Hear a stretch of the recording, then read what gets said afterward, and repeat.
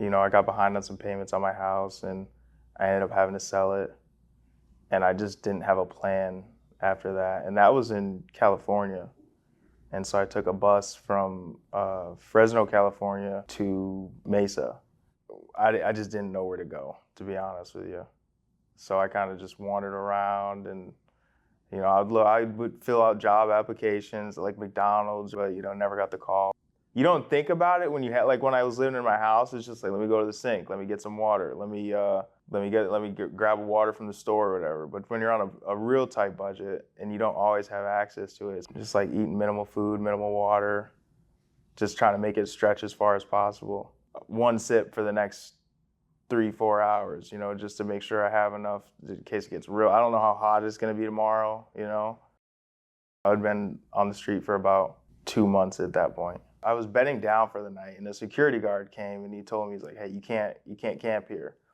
And I was like, I was out of savings, I was out of money. It's like end of the rope, right? So I just asked him, I'm like, hey, like, where do people go? Like, I thought he was gonna send me to, like, what I know now is like an encampment or something, like just like a spot where people, but he was like, all right, hang on one second. And he made a phone call, and then he told me, he's like, hey, listen, they say they have a bed for you down at Keys campus. Just head over there. And he gave me directions. He gave me the address and everything. And so I walked over there, and I got there around like 9 or 10 o'clock at night. And like everything was already closed. Like the overflow closes, I think, around 6. And so I'm getting checked in. I'm getting like my campus ID and everything. And they had one bed left that night. One bed. It was like a relief.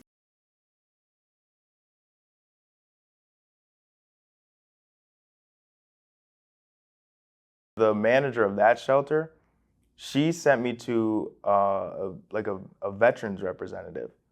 And so I did everything through the VA. There's so many good programs out there for veterans that I had just no clue about. And he got me a place. I love it. I love it. I got a dog, like right downtown. It's great.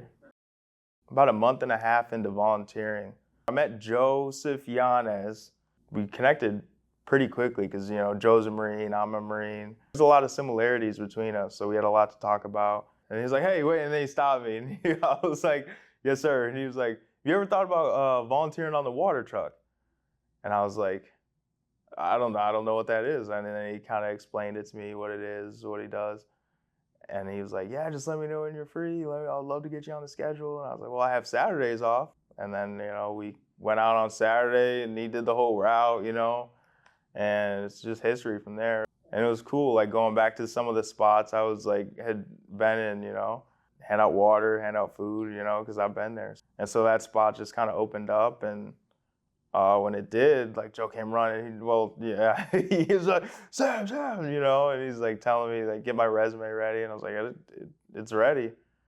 Oh, I love it. Yeah, it's my favorite job. My favorite job so far. I think I'm right where I need to be, I got everything I need, plus a dog. I'm doing impactful work. I got a house, I got everything I need. So, but that doesn't mean we stop working hard, right? You're still getting after it. I connect with the people, I like connecting with the people. I like hearing about what they need, and then like we're gonna get back there and like bringing them what they need, because I know what it's like to not have what you need when you're out there. And so like even if you're bringing someone a granola bar,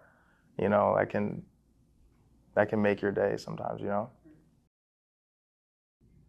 Yeah, it wasn't me, it was all St. Vincent and God, so I appreciate everything that this organization did and all the different entities that came together to kind of help me out. It's scary almost to think like, whoa, where would I be?